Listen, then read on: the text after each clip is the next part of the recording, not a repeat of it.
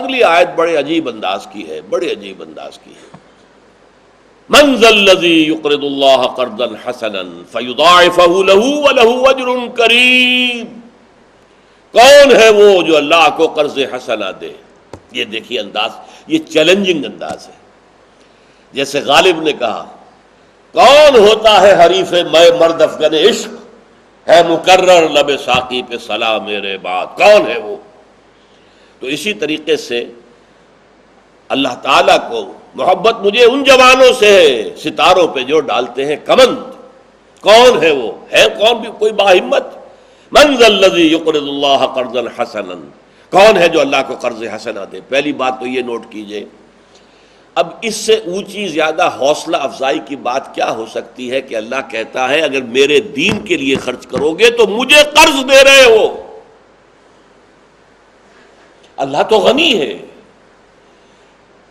وَلِلَّهِ الْخَزَائِنُ السَّمَاوَاتِ وَالْأَرْضِ. آسمان اور زمین کے سارے خزانے اسی کے ہاتھ میں. لیکن میں نے کہتا بچے کو آپ دیتے ہیں پیسے اور پھر کہتے ہیں ہمیں دیجئے. آپ کو دیا ہے دیتا اور کہتا ذرا مجھے دو، قرض دو، مجھے قرض دو. ہے ہمت؟ اس لیے کہ قرض دینے کا مطلب یہ ہے کہ وہ مال اب دنیا میں تو تمہارے کام نہیں آ سکتا نا، وہ تو گیا، آخرت کے بینک میں جمع ہو گیا. آخرت پر یقین ہوگا تب کرو گے نا. آخرت پر یقین ہی نہیں ہے تو معلوم ضائع ہو گیا جو کچھ دیا ہے. خامخواہ کس لیے؟ آخرت کا یقین. من ذا الذی یقرض اللہ قرضا حسنا. ہے کوئی باہمت؟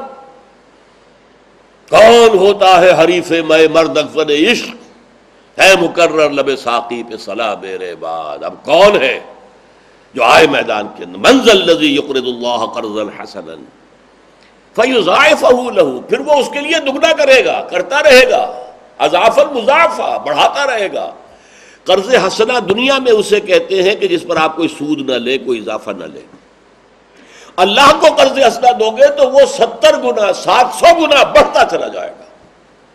سورہ بقرہ میں تمثیل ہے گندم کے ایک دانے سے جو اس کا پودا نکلا ہے اس میں 7 سٹے ہیں اور ہر ایک سٹے میں 100 دانے گندم کے ہیں، تو ایک دانے سے 700 بنتے ہیں کہ نہیں؟ اللہ تعالیٰ کے ہاں تمہیں ایک ایک نیکی کا 700 گنا بلکہ اس سے بھی زیادہ. واللہ یضاعف لمن یشاء. یہ 700 تو مثال کے طور پر کہہ دیا ہے، اور اللہ دگنا کرے گا جس کے لیے چاہے گا. یہ قرض حسنہ وہ ہے کہ جس پہ وہ نفع ملے گا جس کا تم تصور نہیں کر سکتے. وَلَهُ أَجْرٌ كَرِيمٌ. ایک تو وہ مال جو کا تم بڑھا ہوا مل جائے گا تمہیں، اور پھر اجر کریم، اللہ کی طرف سے اضافی بدلہ ملے گا، اجر ملے گا.